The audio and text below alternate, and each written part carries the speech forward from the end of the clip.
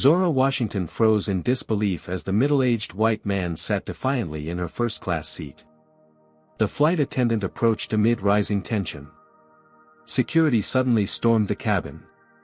This isn't about a seat anymore. Before diving into this incredible story, where are you watching from today? Hit that like button and subscribe if you've ever witnessed injustice firsthand. The events you're about to hear will show how one moment on a plane changed the trajectory of justice in America's skies forever.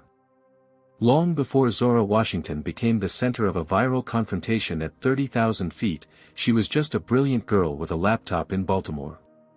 Raised by her grandmother Darlene after losing both parents in a car accident at age 8, Zora found solace in the logical world of computer code.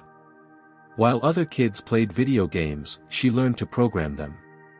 "Computers don't care what you look like or where you come from," Darlene often told her granddaughter. "They only care if your code works." And Zora's code always worked. By 14, she had created her first app, a program that helped her grandmother manage her diabetes medication schedule. At 16, her exceptional talent caught the attention of her high school computer science teacher, Mr. Jenkins, who had previously worked in Silicon Valley. "I've been around tech geniuses my whole career," Mr. Jenkins told Darlene during a parent-teacher conference. "Zora doesn't just have talent. She has vision. She sees solutions where others don't even recognize problems." Despite maintaining perfect grades and developing 2 educational apps that were adopted by several school districts, Zora's MIT application initially landed in the rejection pile. It was only after Mr. Jenkins made a personal call to a former colleague on the admissions committee that her application received a second look. They questioned whether her achievements were really hers, Mr. Jenkins later admitted to Darlene. "I had to convince them that yes, a black girl from Baltimore could absolutely be this brilliant." MIT finally recognized what Mr. Jenkins had seen years earlier, and Zora received her acceptance letter with a full scholarship. It was during her freshman orientation week that she met Jamal Taylor at a hackathon. They stayed up for 48 hours straight, coding a primitive version of what would eventually become their billion-dollar idea. "We complement each other perfectly," Jamal told her as dawn broke on their second sleepless night. "You see the future, and I figure out how to build the bridge to get there." By senior year, they had developed the foundation for Nexus Intelligence, an artificial intelligence system that could analyze medical data to predict patient outcomes with unprecedented accuracy. Their senior project won university-wide recognition, but when they tried to secure funding from venture capitalists, they faced rejection after rejection. "Your algorithm is interesting," one investor told them, not quite making eye contact with either of them, "but we're looking for more experienced founders." 27 rejections later, Dr. Patricia Miller, the chief of surgery at Baltimore Memorial Hospital, took a chance on their technology after seeing it correctly predict complications in test cases with 97% accuracy. That first contract of $250,000 felt like a fortune to Zora and Jamal, who had been surviving on ramen and determination. Within 18 months, Nexus Intelligence was being implemented in 12 major hospital systems across the country. Patient outcomes improved dramatically, and healthcare costs decreased by an average of 22% in the hospitals using their system. The healthcare industry couldn't ignore results like that. On Zora's 21st birthday, while most people her age were celebrating their first legal drink, she was signing papers for a Series C funding round that valued Nexus Intelligence at $1 billion. At 22, she became the youngest black woman billionaire in American history when the company's valuation reached $3.8 billion. Now, at 23, she was flying from Baltimore to San Francisco to discuss a potential $5 billion buyout offer from Medicore, one of the largest healthcare technology companies in the world. The meeting could change the future of healthcare globally, if she could get there on time. "Whatever decision you make about the offer, make sure it's because it's right for you and the company, not because someone else is pressuring you," Jamal had told her at the airport before her flight. "We built this together, and I'll support whatever you think is best." With those words of encouragement and the weight of a multi-billion-dollar decision on her shoulders, Zora boarded the plane that would become the site of an incident that would soon capture the nation's attention. Zora Washington arrived at Baltimore Washington International Airport 3 hours before her scheduled departure to San Francisco. Despite being worth billions on paper, she preferred traveling with minimal fuss, a simple carry-on roller bag, her laptop backpack, and no security detail that might attract attention. She wore dark jeans, a plain black sweater, and sneakers, comfortable for the 6-hour flight ahead. The normalcy she sought quickly evaporated at the TSA checkpoint. Despite her first-class ticket prominently displayed on her phone, the agent directed her to the random enhanced screening line. "But I'm flying first class," Zora said, gesturing to her boarding pass.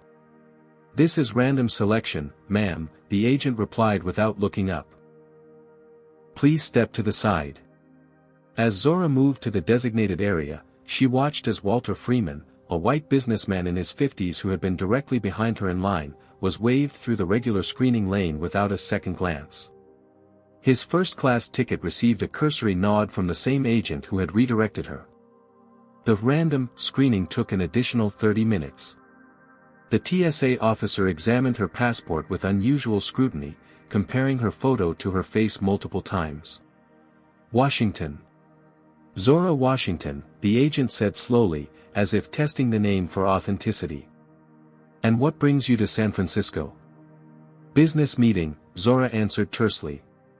"Must be some important meeting for you to fly first class," the agent remarked, an undercurrent of disbelief in her tone. Zora had learned years ago not to engage with these subtle provocations. "Yes, it is," she replied simply. After finally clearing security, Zora headed to the first-class lounge. As she presented her boarding pass at the entrance, the attendant's eyebrows raised slightly. "Is there a problem?" Zora asked. "No, no problem," the attendant said quickly. "Just making sure everything is in order. Please enjoy the lounge, Ms. Washington." Inside the lounge, Zora found a quiet corner to review her notes for the upcoming meeting with Medicorp's executives. As she opened her laptop, she noticed an elderly black woman watching her with interest from across the room. Unlike the others whose glances held suspicion or curiosity, this woman's gaze conveyed something like pride. After a few moments, the woman approached. "Excuse me, you're Zora Washington, aren't you? The founder of Nexus Intelligence?" Surprised at being recognized, Zora nodded. "I'm Esther Johnson," the woman said, extending her hand. "I was a nurse for 45 years before retiring. The hospital where I worked just started using your system last year. It's revolutionary, especially for our underserved communities." They chatted briefly about how Nexus was helping identify health disparities in different demographics, something Zora had specifically designed the system to track. Their conversation was interrupted when a loud voice boomed from the business center area of the lounge. "Excuse me, this area is reserved for business travelers," a middle-aged white man in an expensive suit declared, looking directly at Zora. "There are plenty of other seats available." Zora blinked in confusion. "I am a business traveler." The man looked her up and down skeptically. "Right. Well, I need to make some important calls, so I'll need privacy."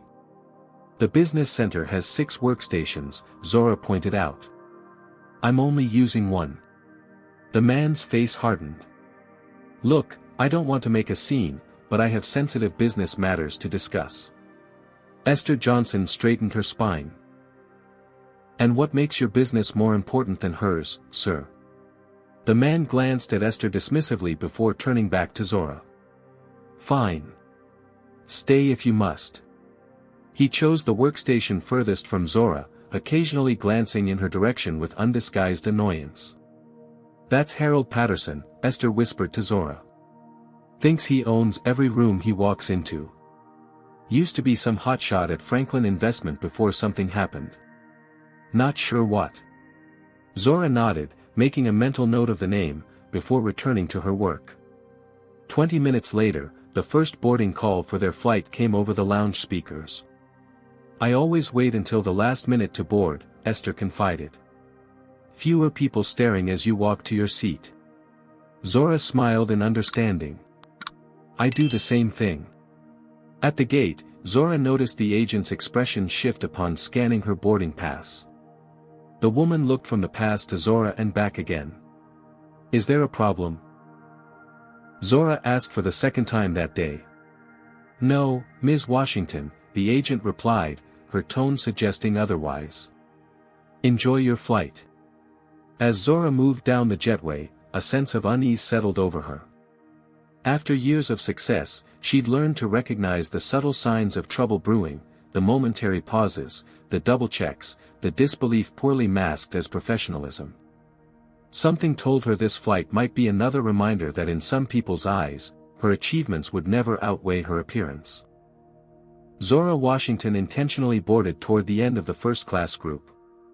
Experience had taught her that this minimized the stares and whispers that often accompanied her presence in premium cabins. As she stepped onto the aircraft, the flight attendant at the door, her name tag read, Brittany, glanced at Zora's boarding pass with undisguised surprise. "You're in first class?" Brittany asked, her voice carrying enough that nearby passengers turned to look. "Yes," Zora replied simply, maintaining the calm demeanor she'd perfected over years of similar interactions. "Could I see your boarding pass again?" Brittany requested, examining it with unusual scrutiny when Zora handed it over. "Very well, seat 2A is on the left." Zora made her way down the aisle, nodding politely to the other first-class passengers already settled in. As she approached row 2, she stopped abruptly. Harold Patterson, the same man from the lounge, was comfortably settled in her assigned window seat, typing rapidly on his phone. "Excuse me," Zora said politely. "I believe you're in my seat." Patterson barely looked up. "No, this is my seat." "My boarding pass says 2A, Zora persisted, showing him the digital ticket on her phone. Patterson glanced at it dismissively. "There must be some mistake. My ticket is for this seat." "Could I see your boarding pass, sir?" Zora asked, maintaining her professional tone. "I don't have to show you anything," Patterson snapped, his volume increasing. "Look, there are plenty of other seats. Just find another one and stop making a scene." Several nearby passengers were now watching the interaction with interest. Zora noticed a mixture of expressions, discomfort, curiosity, and on a few faces, a knowing look that suggested they'd witnessed this type of scenario before. "I'm not making a scene," Zora replied evenly. "I'd just like to sit in my assigned seat." "People like you don't belong in first class anyway," Patterson muttered, just loud enough for those nearby to hear. A chill ran down Zora's spine. There it was, the real issue, laid bare with remarkable efficiency. She'd heard variations of this sentiment throughout her career, though usually veiled in more careful language. "I'll need to call a flight attendant," Zora said, pressing the call button above the disputed seat. Brittany arrived a moment later, her smile tight. "Is there a problem?" "This gentleman is sitting in my assigned seat, 2A, Zora explained. "This is my seat," Patterson insisted. "She's confused." "Could I see both your boarding passes?" Brittany asked. Zora displayed her pass on her phone again. Patterson made a show of searching his pockets before producing a crumpled boarding pass. Brittany examined both documents, frowning slightly. "Sir, your boarding pass is for seat 5C, not 2A. "That's not right," Patterson protested. "I always sit in 2A on this flight." "I'm afraid the boarding pass indicates otherwise," Brittany said, though her tone remained apologetic, toward Patterson, not Zora. "Look," Patterson lowered his voice, leaning toward Brittany. "I'm a platinum member with over 2 million miles. Surely we can sort this out reasonably. Perhaps Ms. Washington wouldn't mind taking 5C instead?" Brittany suggested, turning to Zora. "As a courtesy?" Zora felt a flash of indignation. "I specifically selected this seat when booking my ticket. I have an important meeting in San Francisco, and I need to work during this flight. I'd prefer my assigned seat." "She's being difficult," Patterson said, his voice rising again. "I told you, people like her always want to make everything about." About what, exactly? Zora interrupted, her patience wearing thin. Before Patterson could respond, another flight attendant approached. A man whose name tag read, Michael. What seems to be the problem here? He asked, looking directly at Zora rather than the seated Patterson. This passenger is in my assigned seat and refusing to move, Zora explained. Michael turned to Patterson with a conspiratorial smile. Sir, is there some confusion about the seating? I've sat in this seat dozens of times, Patterson insisted. She's making a huge deal over nothing. Just find her another seat so we can take off. My seat is 2A, Zora reiterated firmly, showing her boarding pass to Michael. I'm not asking for special treatment, just the seat I paid for. Michael barely glanced at her boarding pass. Well, in the interest of time, perhaps you could take seat 5C for this flight. The gentleman is a frequent flyer with us. So am I, Zora replied. And I'm not moving to another seat when I've been assigned this one. From across the aisle, Esther Johnson spoke up. The young lady has shown her boarding pass twice now. It clearly shows seat 2A. Why are you asking her to move instead of the man in her seat? Michael's expression tightened. Ma'am, please allow us to handle this situation. You're not handling it, Esther replied sharply. You're enabling it. Other passengers had begun to shift uncomfortably. A white woman in the row behind whispered loudly to her companion, why won't she just move? We're going to be late. A black businessman 3 rows back caught Zora's eye and gave her an almost imperceptible nod of solidarity. I need to take my assigned seat now, Zora stated firmly.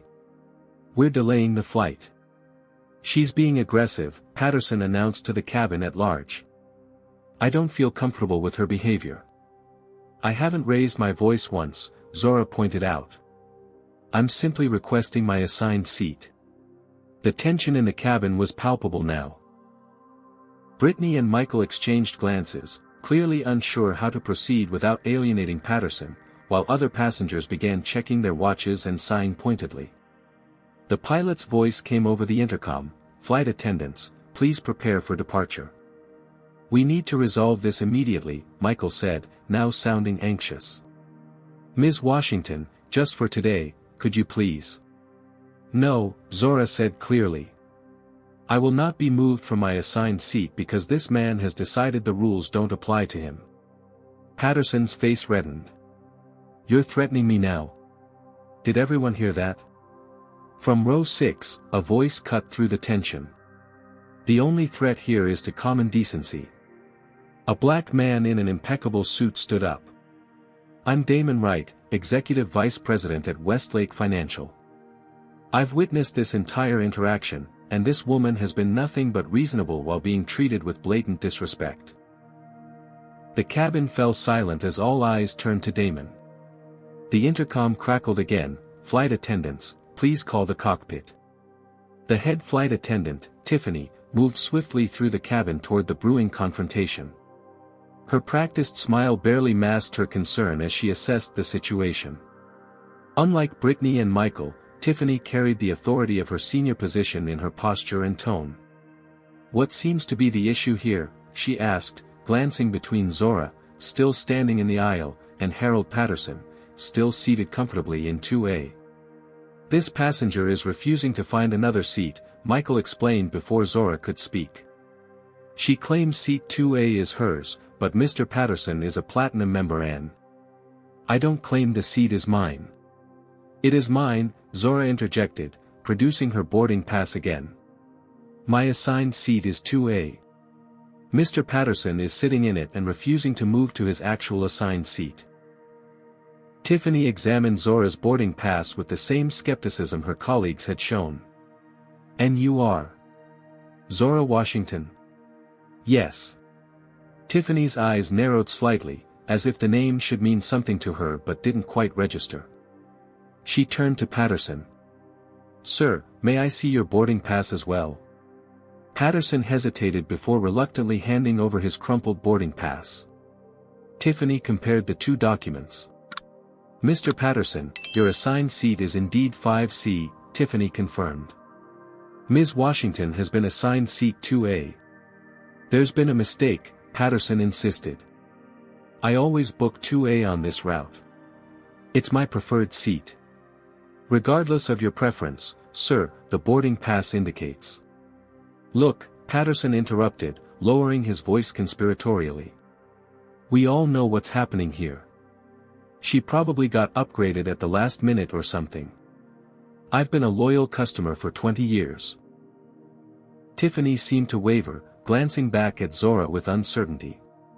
Ms. Washington, in the interest of an on-time departure, would you consider taking seat 5C just for this flight? It's still in first class, and we could offer you some extra miles for your inconvenience. Zora felt her chest tighten. This was the moment where she was expected to be reasonable, to accommodate someone else's unreasonable behavior to avoid further conflict. It was a familiar scenario, one she'd faced in boardrooms, at investment meetings, and now, 30,000 feet in the air. No, Zora stated firmly. I specifically selected seat 2A when I booked this flight because I need to work during these 6 hours. I have an important meeting in San Francisco that could affect the jobs of hundreds of people. I will not be moved from my assigned seat because this man believes he's entitled to it. Patterson's face darkened. She's threatening me now. Did you hear that tone? I don't feel safe with her sitting near me. Tiffany looked genuinely perplexed. Sir, she hasn't threatened you in any way. You didn't hear how she spoke to me before you arrived, Patterson insisted. Very aggressive. Very threatening. From behind them, the white woman who had complained earlier spoke up again. Can we please just resolve this? We're all going to miss our connections. Several other white passengers murmured in agreement, while a few passengers of color exchanged knowing glances. The pilot's voice came over the intercom again. Ladies and gentlemen, I apologize for the delay. We're working to resolve a passenger seating issue. Please remain seated with your seatbelts fastened. Just take another seat, a man called from several rows back. What's the big deal? The big deal is that she's being asked to give up her rightful seat because this man won't move to his assigned seat, Damon Wright spoke up again. And we all know why. Now wait just a minute, another white passenger interjected. No one said anything about race here. No one had to, Esther Johnson replied calmly from her seat. Some things are spoken without words. The cabin was now clearly divided. Several passengers were filming the interaction on their phones. Zora noticed a few people typing rapidly, undoubtedly sharing the unfolding drama on social media. Are you watching what's happening here? Have you ever stood your ground when someone tried to take what was rightfully yours? Comment number 1 if you think Zora should hold firm for her assigned seat, or number 2 if you think she should just take another seat to avoid conflict. Hit that like button if you believe airlines need better training on handling these situations fairly, and subscribe to see how this unbelievable confrontation ends. What do you think is going to happen next? Will the flight take off with this unresolved tension, or is something even more dramatic about to unfold? Tiffany received a call on her interphone, listening intently before her expression changed dramatically. Mr. Patterson, she said, her tone suddenly much firmer. I need you to gather your belongings and move to your assigned seat immediately. What? Patterson looked genuinely shocked. I'm not moving. I've been sitting here for 20 minutes already. Possession is 9/10 of the law. This isn't about law, sir. It's about airline policy, Tiffany stated. Seat 2A is assigned to Ms. Washington, and you need to move to your assigned seat now. And if I refuse? Patterson challenged. Then we'll have to take further action, Tiffany replied, no longer attempting to mask her disapproval of his behavior. Patterson scoffed. What are you going to do? Force me to move? That would be assault. Tiffany's interphone rang again. She answered it, listening briefly before her eyes widened slightly. Yes, Captain. Understood. She turned back to the cabin, her professional demeanor firmly back in place. "Ladies and gentlemen, the captain has made a decision regarding this situation." The entire cabin fell silent, all eyes on Tiffany as they waited to hear what would happen next. "Ladies and gentlemen, this is your captain speaking," a firm male voice announced over the intercom. "Due to a security concern, we will be returning to the gate. Please remain seated with your seatbelts fastened until we have arrived at the gate and the seatbelt sign has been turned off." A collective groan rippled through the cabin, punctuated by several pointed glares directed at Zora. She maintained her composure, though her heart raced. This was escalating far beyond what she had anticipated when she simply asked for her assigned seat. Patterson smirked triumphantly. "See what you've done now? You've inconvenienced everyone because you couldn't be reasonable." Zora remained silent, refusing to engage with his provocations. The aircraft began its slow taxi back to the terminal. "These people know who belongs where," Patterson muttered, just loud enough for Zora to hear. "First class has standards." Esther Johnson leaned forward from her seat. "Young man, I've been flying since before you were born, and the only standard I see being violated here is basic human decency." The plane docked at the gate, and the familiar ding of the seatbelt sign being turned off sounded through the cabin. Almost immediately, the main cabin door opened, and 3 airport security officers boarded the aircraft, followed by a man in a pilot's uniform with captain's stripes. "Sir, are you Harold Patterson?" one of the security officers asked, approaching row 2. Patterson straightened, seeming momentarily confused. "Yes, that's me." "We need you to gather your belongings and come with us, please," the officer stated firmly. "What? Me?" Patterson sputtered incredulously. "She's the one causing trouble." He pointed at Zora. "Sir, we have information indicating that you are in violation of airline seating policies and have refused to comply with crew member instructions," the second officer explained. "Additionally, the airline has flagged your reservation for further security review." "This is outrageous," Patterson protested as he reluctantly gathered his things. "Do you know who I am?" "Yes, sir, we do," the third officer replied coolly. "That's precisely why we're here." As Patterson was escorted from his seat, murmurs of confusion spread through the cabin. Passengers exchanged bewildered glances, many clearly surprised by this unexpected turn of events. Tiffany approached Zora. "Ms. Washington, please take your assigned seat now. The captain would like to speak with you briefly before we depart." Zora finally sat in seat 2A, placing her laptop bag under the seat in front of her. The captain approached, his expression serious but respectful. "Ms. Washington, I'm Captain Reynolds," he introduced himself. "I want to personally apologize for the situation you experienced today." "Thank you, Captain," Zora replied, still processing what had just happened. "But I'm confused about why security was called." The airline's CEO, Vincent Coleman, called our dispatch directly after seeing videos of this incident going viral on social media, Captain Reynolds explained quietly. "Apparently, Mr. Patterson has a history of similar incidents with our airline and others. When his name was flagged and run through our system, it also revealed several incidents of suspected fraudulent activity with his frequent flyer account." Zora blinked in surprise. "The CEO called personally?" "Yes," the captain confirmed. "Mr. Coleman implemented a new anti-discrimination policy last year after a similar incident. He takes these matters very seriously and wanted to ensure it was handled properly." Tiffany stepped forward. "Ms. Washington, I want to formally apologize for how this situation was initially handled by our crew. It was unacceptable, and I take full responsibility as the lead flight attendant." Zora nodded, appreciating the direct acknowledgement. "Thank you."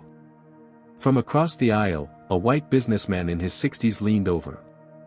"Miss, I saw the whole thing, and I want to apologize for not speaking up sooner. What happened wasn't right." Similar sentiments echoed from several other passengers, creating a ripple effect of apologies and expressions of support that stood in stark contrast to the tension of minutes earlier. "We'll be resuming our journey to San Francisco momentarily," Captain Reynolds announced to the cabin. "Thank you for your patience during this unexpected delay." As he turned to head back to the cockpit, he paused and added quietly to Zora, "My daughter uses your healthcare AI system at Johns Hopkins. She says it's revolutionary. Thank you for your work." With that, he returned to the cockpit, leaving Zora momentarily speechless. Esther Johnson caught her eye from across the aisle and gave her a knowing smile. "Sometimes justice arrives when you least expect it," the older woman said softly. As the cabin crew prepared for takeoff once more, Zora noticed Brittany and Michael avoiding eye contact with her, their earlier confidence deflated by the unexpected turn of events. Tiffany, however, approached with a fresh glass of champagne. "Complimentary, Ms. Washington," she said. "And again, my sincere apologies." The plane pushed back from the gate for the second time, and Zora finally allowed herself to breathe deeply. The confrontation had been resolved, but as she checked her phone one last time before takeoff, she saw the notifications flooding in. Videos of the incident were already spreading across social media platforms. What had begun as a dispute over an airline seat was quickly becoming something much larger. As the aircraft accelerated down the runway, Zora couldn't help but wonder what awaited her when they landed in San Francisco. This story, it seemed, was far from over. As the aircraft reached cruising altitude, Zora Washington stared out the window at the patchwork landscape below, trying to process what had just happened. The cabin had settled into an uneasy calm, though she could feel occasional glances from other passengers, some curious, others apologetic, a few still resentful of the delay. "Mind if I join you?" Esther Johnson asked, gesturing to the empty aisle seat beside Zora. "My seat neighbor has a particularly vigorous snore." Zora smiled and nodded. "Please do." As Esther settled in, she lowered her voice. "You handled that situation with remarkable grace, young lady. Far more than he deserved." "I've had practice," Zora replied, her voice equally quiet. "More than I'd like." "I expect you have," Esther nodded knowingly. "Success doesn't shield us from these moments. Sometimes it even invites them." The familiarity of the situation had indeed struck Zora during the confrontation. Her mind had drifted back to a similar incident 3 years earlier, when she was flying to her first major investor meeting in New York. Still a student at MIT then, she'd saved for months to afford the business class ticket, believing the impression of professionalism would help her secure funding. "I had almost the exact same thing happen when I was trying to get my company off the ground," Zora confided to Esther. "A man refused to believe I belonged in business class. The flight attendants made me move rather than confront him.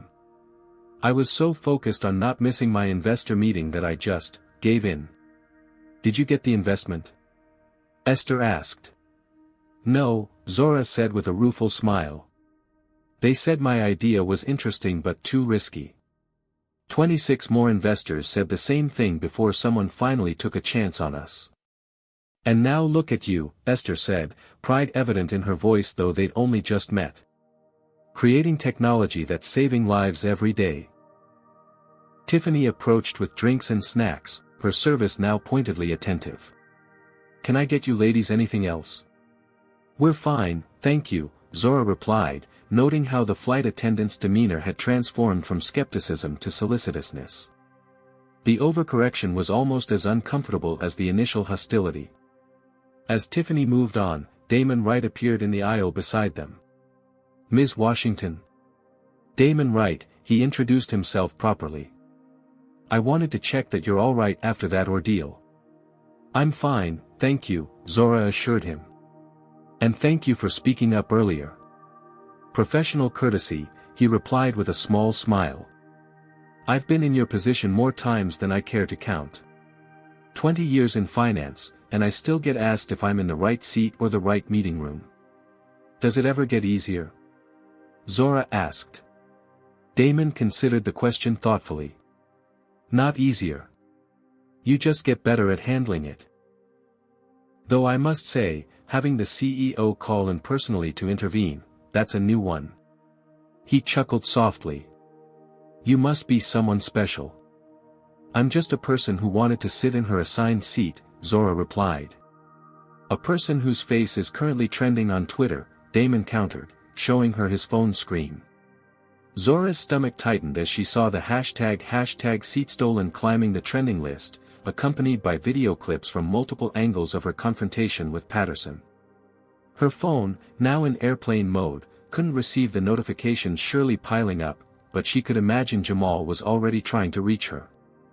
As if on cue, the plane's Wi-Fi connected, and her tablet chimed with an incoming message from Jamal, "You've gone viral. Are you okay? Media asking for statements. Call when you land." I never wanted this kind of attention, Zora said quietly, more to herself than to her companions. None of us do, Damon replied. But sometimes these moments choose us rather than the other way around. Esther patted Zora's hand gently. Every generation needs its catalysts for change. In my day, we fought for the right to sit anywhere on the bus. Now you're fighting for the right to sit in the seat you earned through your success. The battlefield changes, but the war remains the same. Zora's tablet chimed again with a direct message from Alexandra Bennett, Medicorp's CEO, "Just saw what happened on your flight. Appalling treatment. Looking forward to our meeting even more now. We need voices like yours in healthcare technology leadership." The message should have been encouraging. The CEO of the company offering to buy her business for $5 billion was expressing support, but something about the timing felt opportunistic. Would Bennett have reached out if the videos hadn't gone viral? Was Zora now more valuable to Medicorp as a symbol than as an innovator? Something troubling you? Esther asked, noticing Zora's expression. Just thinking about how success hasn't shielded me from discrimination like I once thought it would, Zora admitted. When I was younger, I believed that if I just worked hard enough, achieved enough, people would see past my race and gender to my abilities. But the more successful I've become, the more I've realized that for some people, my achievements only make them more determined to put me in my place. Damon nodded in understanding. Success changes the nature of the discrimination, but rarely eliminates it. Instead of, "You don't belong here," it becomes, "How did you really get here?" Exactly, Zora agreed. And now I have to decide whether to file a formal complaint against the airline or just focus on my business. Part of me wants to let it go and concentrate on the Medicorp meeting, but another part feels responsible to address what happened so maybe the next person doesn't face the same treatment. That's always the dilemma, isn't it? Esther said. Taking care of business versus taking care of the community. In my experience, they're rarely entirely separate concerns.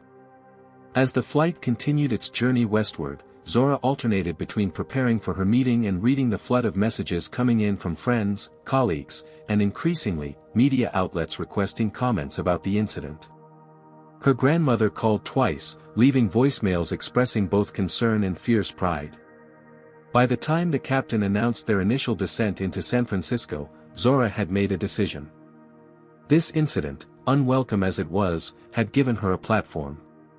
The question now was how to use it effectively, not just for herself, but for all those who didn't have billions of dollars and social media virality to amplify their voices when facing similar injustice.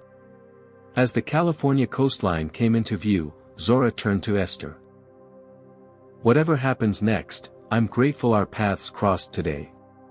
"Divine timing," Esther replied with a knowing smile. Sometimes the universe puts the right people in the right place at exactly the right moment.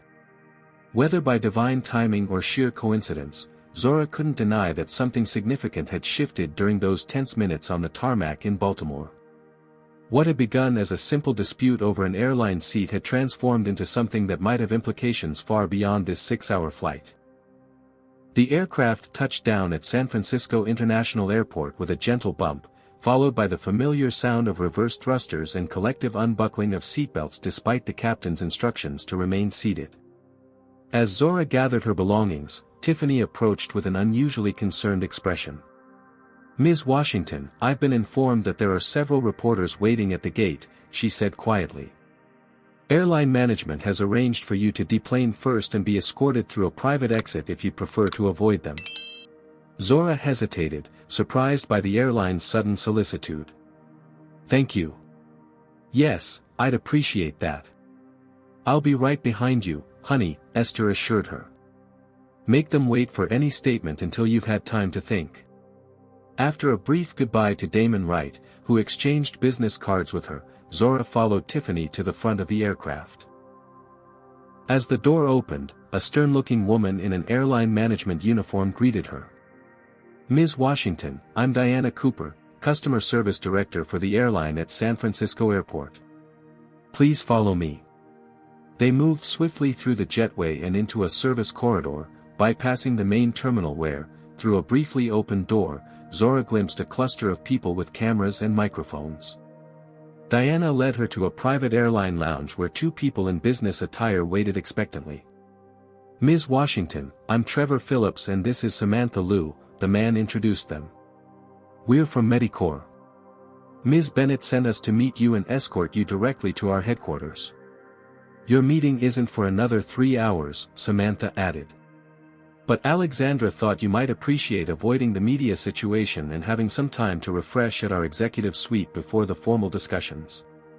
Zora's phone rang before she could respond, her grandmother's ringtone. Excuse me, I need to take this. She stepped aside, answering the call. Grandma, I'm fine. Zora Elaine Washington, Darlene's voice came through with the same mixture of concern and authority it had carried since Zora was 8 years old. I'm watching you on the national news right now.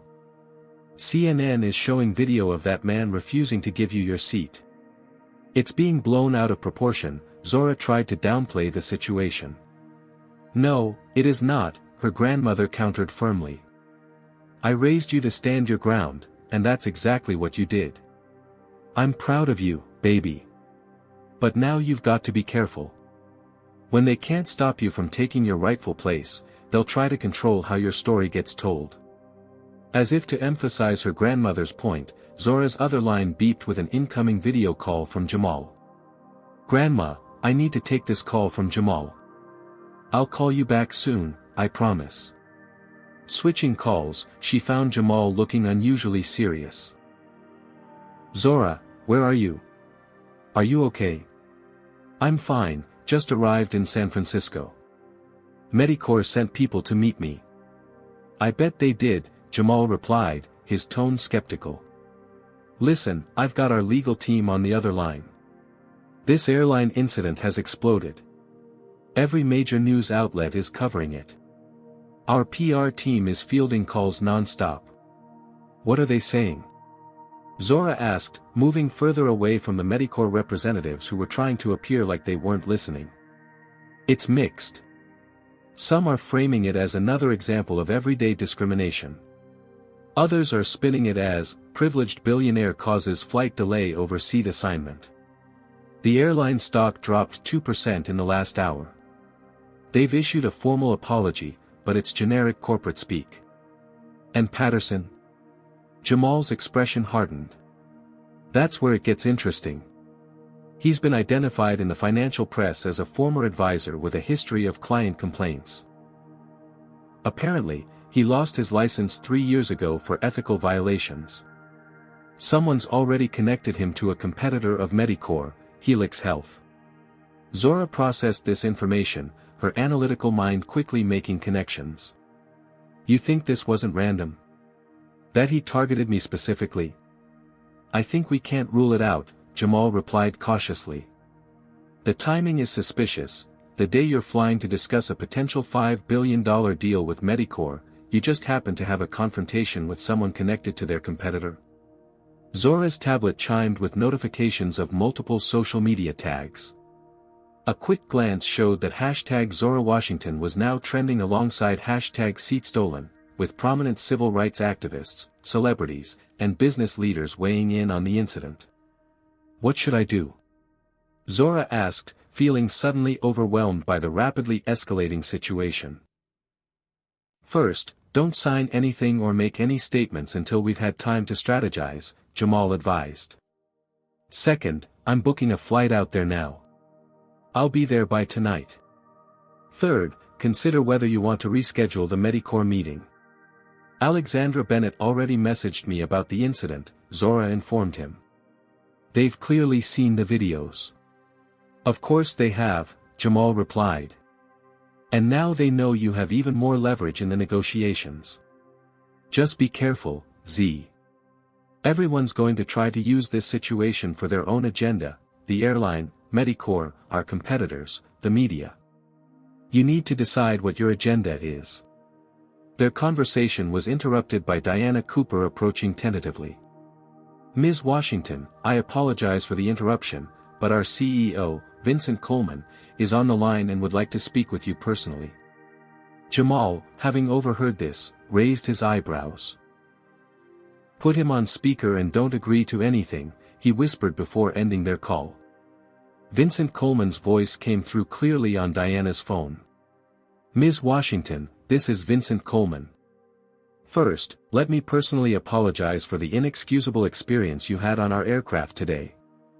I've reviewed the videos myself and have already taken steps to address the failures in how our crew initially handled the situation. I appreciate that, Mr. Coleman, Zora replied cautiously. I understand you're likely still processing this incident, but I wanted to inform you personally that we've initiated an internal investigation, and the flight attendants involved have been placed on administrative leave pending review. Additionally, Mr. Patterson has been permanently banned from flying with our airline. That's thorough, Zora commented, somewhat surprised by the swift action. Discrimination has no place on our aircraft, Coleman continued.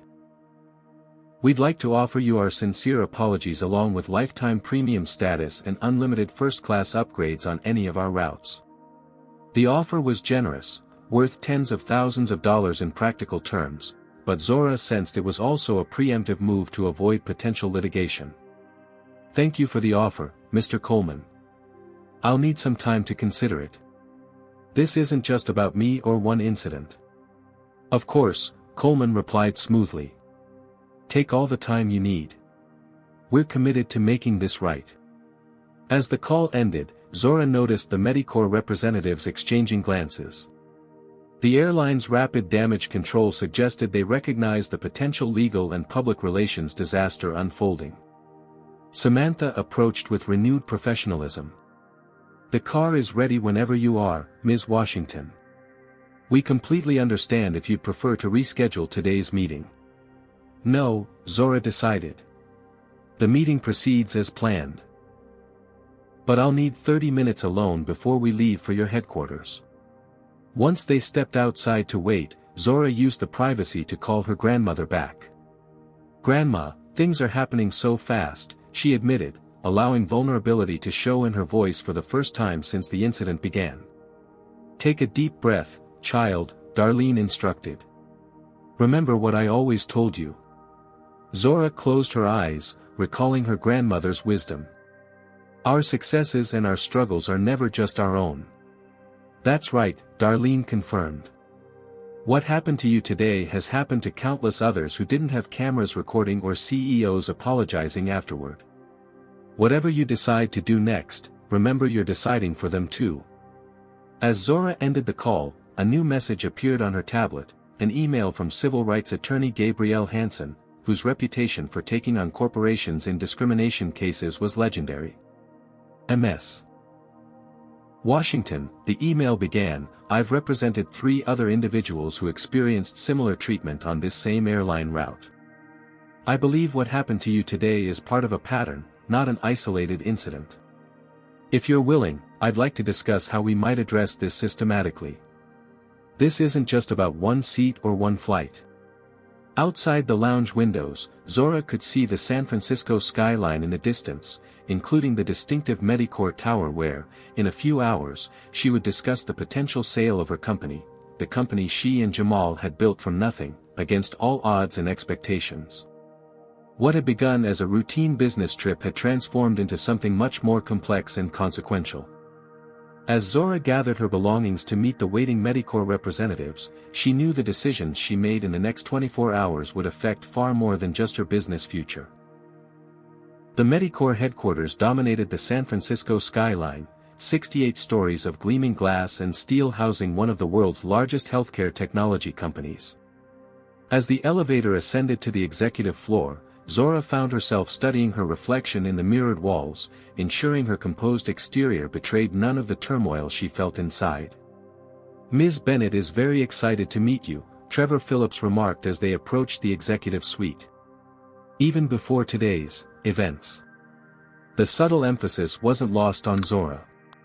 Everything now existed in relation to the incident, before it or after it, as though those few minutes on the aircraft had created a dividing line in her professional life. Alexandra Bennett rose from behind an impressive desk as Zora entered. Tall and poised, with silver-streaked black hair pulled back in a sleek chignon, Bennett projected exactly the image expected of a woman who had broken multiple glass ceilings in the tech industry. "Zora Washington," she greeted warmly, extending her hand. "I've been looking forward to meeting you for months. Though I must say, I didn't anticipate the circumstances would be quite so dramatic." "Neither did I," Zora replied evenly. "Please, sit," Bennett gestured to a seating area by the floor-to-ceiling windows overlooking the bay. "Can I get you anything? Water? Coffee?" "Water would be fine, thank you." As a secretary delivered drinks, Bennett dismissed Trevor and Samantha with a subtle nod. Once they were alone, her professional smile softened into something more genuine. "Before we discuss business, I want to say personally how disturbed I was by what happened on your flight," Bennett said. "In my 30 years in corporate America, I've experienced my share of discrimination, though admittedly not as publicly or blatantly." "Thank you," Zora acknowledged, appreciating what seemed like sincere empathy. "Now," Bennett continued, her tone shifting back to business, "I believe we both know why we're here. Medicore wants to acquire Nexus Intelligence, and we've made what we consider a very generous initial offer of $5 billion. "It is generous," Zora agreed. "Though Nexus's projected growth suggests we could be worth substantially more in 2 to 3 years. Bennett smiled appreciatively. "Direct. I like that." She reached for a folder on the coffee table between them. "In light of recent developments, I'm authorized to increase our offer to $7 billion, with additional performance incentives that could bring the total to $8.5 billion over 3 years. Zora carefully maintained her neutral expression despite her surprise at the significant increase. "That's certainly a compelling revision. We believe it reflects both the current value of your technology and its future potential under Medicore's global infrastructure," Bennett explained. She slid the folder across to Zora. "The full terms are outlined here, but I can summarize the key points." As Bennett detailed the acquisition structure, Zora skimmed through the document, her trained eye catching on specific clauses and conditions. One paragraph on page 17 caused her to pause. "This non-disclosure agreement covers all matters pertaining to the business relationship between parties, including any personal experiences or incidents occurring during the negotiation process," Zora read aloud. "That seems unusually broad." Bennett's smile remained unchanged. "Standard language for acquisitions of this magnitude. It protects both parties from having internal discussions become public fodder. It would also prevent me from discussing today's incident on the aircraft in any context that might relate to Medicore," Zora observed. "That's one interpretation," Bennett conceded. "Though I assure you that wasn't the specific intent." Zora continued reading, finding several other clauses that raised concerns: restrictions on her ability to develop new healthcare AI technologies for 5 years after the acquisition, limitations on her public advocacy regarding algorithmic bias in healthcare, mandatory approval of her public statements related to technology ethics. Her grandmother's words echoed in her mind: "When they can't stop you from taking your rightful place, they'll try to control how your story gets told." "Alexandra," Zora said finally, closing the folder, "this offer is extremely generous financially, but these terms would essentially silence me on issues I'm deeply passionate about." Bennett leaned forward, her expression earnest. "Zora, you have to understand our position.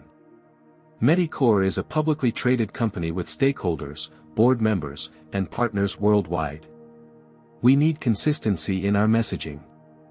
Even if that means covering up discrimination? Zora asked pointedly.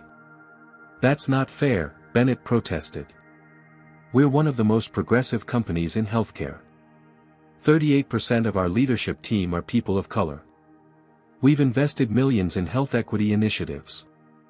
And yet, these terms would prevent me from speaking about my own experiences if they might reflect poorly on Medicore or its partners, Zora countered. Including airlines you have corporate accounts with. A brief flash of calculation crossed Bennett's face before her professional mask returned. Perhaps we could modify some of these clauses to address your specific concerns. Zora's phone vibrated with an incoming call, Jamal's second attempt in 10 minutes. Excuse me, I need to take this. Stepping to the far side of the expansive office, Zora answered. What is it, Jamal? Zora, have you signed anything? He asked urgently. No, why? Thank God, Jamal sighed in relief. Gabrielle Hansen just called me. She's identified 3 other passengers who experienced almost identical treatment on that same airline route in the past year. All black professionals, all with assigned first-class seats, all told to move to accommodate white passengers who claimed their seats. The airline settled privately with 2 of them. Zora glanced back at Bennett, who was pretending not to listen while checking her tablet. And the third? Took a different seat when pressured, just like you nearly had to do. But she documented everything. Hansen thinks there's enough for a class action focusing on systematic discrimination in their seating practices. That changes things, Zora said quietly. There's more, Jamal continued. That guy, Patterson. He used to work for Helix Health, but he's been on Medicore's payroll as a consultant for the past 8 months. Zora felt a cold clarity wash over her. Are you certain? Completely. His LinkedIn profile was just scrubbed, but we have screenshots. This whole thing stinks, Z. I need to call you back, Zora said, ending the call and returning to the seating area where Bennett waited with practiced patience. Everything all right? Bennett inquired. Alexandra, Zora began carefully, what can you tell me about Harold Patterson? Bennett's expression didn't change, but a slight tension appeared around her eyes. I'm not familiar with the name. Should I be? He's the man who took my seat today, Zora explained. The man who said people like me don't belong in first class. The man who, until recently, was listed as a consultant for Medicore. This time, Bennett couldn't quite maintain her composure. A flicker of alarm crossed her features before she recovered. I wasn't aware of any connection. He must be a contractor through one of our agencies. We have thousands. Zora stood slowly. I think we should reschedule this meeting. I need time to review your offer more thoroughly with my team. Bennett rose as well, abandoning pretense. Zora, whatever you think is happening here, I assure you Medicore had nothing to do with that unfortunate incident. But you should consider how this situation could benefit both of us. Your profile has never been higher than it is right now. Together, we could turn this negative experience into a powerful platform for change. Within the proper corporate framework, of course. And that framework would include me signing away my right to discuss what happened today except in terms approved by Medicore, Zora concluded. Business is business, Bennett stated flatly. $7 billion buys a certain level of discretion. As Zora gathered her belongings, her tablet chimed with another notification. A message from Esther Johnson, before you make any decisions, call me. There's something you should know. Zora looked back at Alexandra Bennett, a woman who had navigated her own path through the tech industry's minefields of sexism and bias to reach its pinnacle. For a brief moment, Zora had seen her as a potential ally. Now she wondered if success at Bennett's level required compromises she wasn't willing to make. I'll be in touch, Alexandra, Zora said finally. But I should warn you, I've never been particularly good at staying in the seat others have assigned me. As the elevator descended from the executive floor, Zora felt a strange lightness despite the complexity of her situation. Her grandmother had always told her that true clarity often came in moments of crisis. Standing in seat 2A, refusing to move despite pressure and judgment, she had reclaimed something essential that success and wealth had subtly eroded, the certainty that her dignity was not negotiable, regardless of the price offered for it. The elevator doors opened, and Zora stepped out into the lobby, already dialing Esther Johnson's number. Whatever happened next, she would face it on her own terms, in her own voice, from her own rightful place. 6 weeks after the incident that became known across social media as #SeatStolen, Zora Washington stood before a bank of microphones in the grand ballroom of the Baltimore Convention Center. Camera flashes punctuated the hushed anticipation as journalists from national news outlets, industry publications, and international media waited for her statement. Jamal Taylor stood supportively at her right, while attorney Gabrielle Hansen flanked her left. In the front row sat Darlene Washington, her grandmother's proud gaze never wavering from the granddaughter she had raised to stand her ground. "Good morning," Zora began, her voice clear and steady. "Thank you all for coming. 6 weeks ago, I boarded a flight from Baltimore to San Francisco and encountered discrimination that has since been viewed by millions online. Today, I want to address not just what happened on that flight, but the systemic issues it represents and the changes we must make going forward." The room fell completely silent as Zora continued. "I am announcing today that I am filing a class action lawsuit against national airlines, focusing not on my individual experience, but on a pattern of discriminatory practices that have affected many travelers. Through Attorney Hansen's investigation, we have identified 17 individuals who experienced similar discrimination on this airline within the past 2 years, forced or pressured to give up their rightfully assigned seats based on their race." Gabrielle Hansen stepped forward to provide additional context. "This lawsuit isn't about monetary damages for Ms. Washington personally. It seeks systematic changes in training, accountability, and transparency in how airlines handle seating disputes that have discriminatory elements."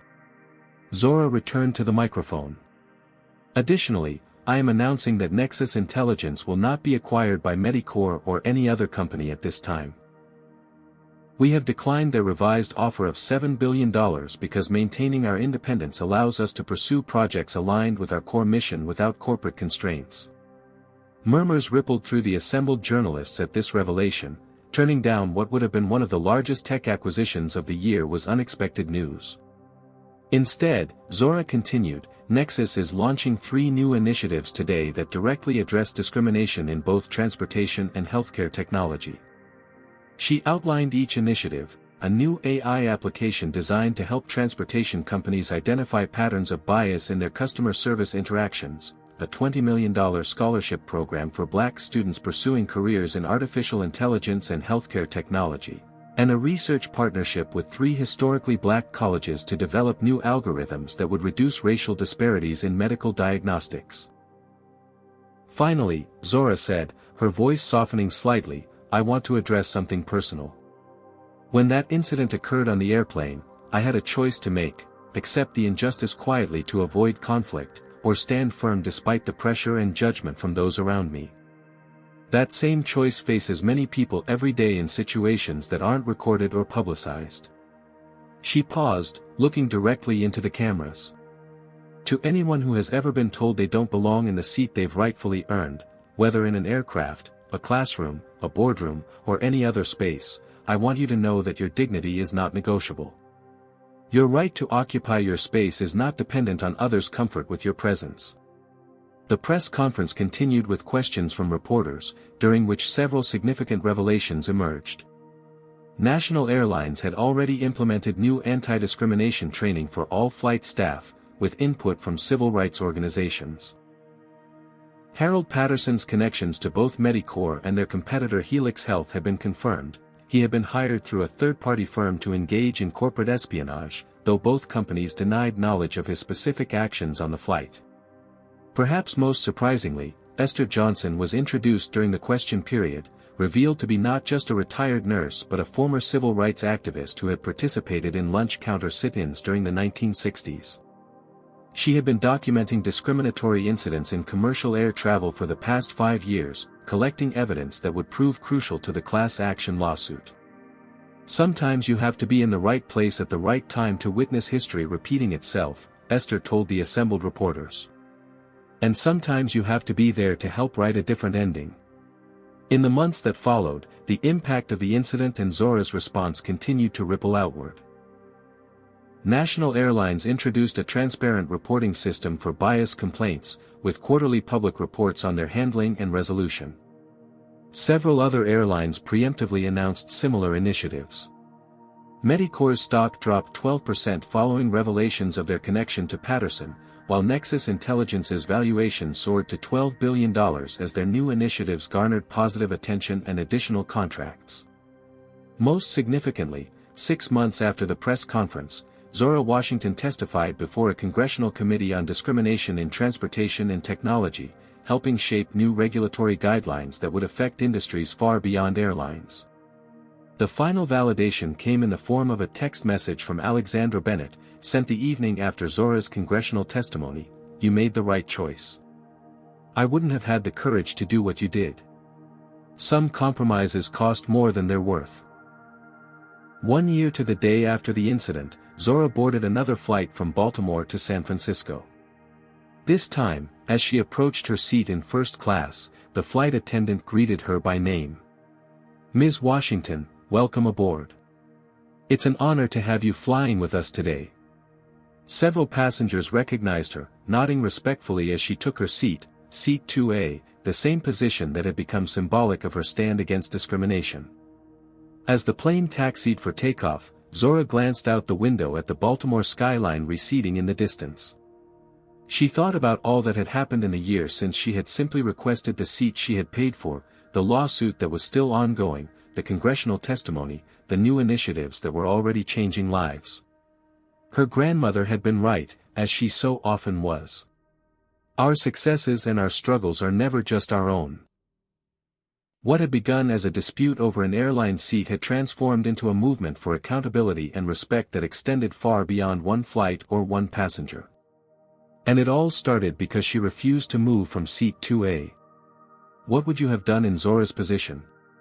Would you have stood your ground like she did, or taken another seat to avoid conflict? Comment below with your thoughts. If you believe more companies should be held accountable for discrimination, hit that like button. And if you want to see more stories of everyday people standing up against injustice, subscribe to our channel. Thank you for watching this incredible journey from a disputed seat to a national movement.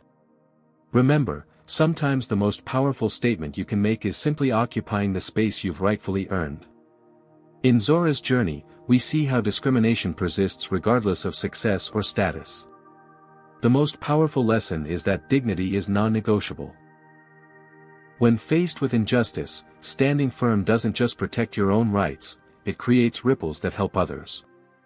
Zora could have taken another seat for convenience, but by refusing, she exposed systematic discrimination affecting countless others. True change requires both personal courage and collective action. Success doesn't shield us from prejudice, sometimes it makes us bigger targets. However, it also provides platforms to create meaningful change. The lawsuit wasn't about one incident but addressing patterns affecting many. Remember that staying silent for comfort perpetuates injustice, while speaking up, even when difficult, paves the way for lasting transformation. Your voice matters, especially when others try to silence it. What line from this story resonated with you the most? Was it when Zora refused to give up her seat, or when she declined billions to maintain her voice? Comment below sharing a time you stood up against injustice. Your story might inspire others facing similar situations. If you believe more corporations should be held accountable for discriminatory practices, hit that like button to show your support. Subscribe to hear more stories about everyday heroes challenging systemic racism and making real change in America. Share this video with someone who needs a reminder that their dignity is never up for negotiation. Thank you for witnessing Zora's journey from Seat 2A to the halls of Congress. Remember, sometimes the most powerful act of resistance is simply refusing to move from where you rightfully belong.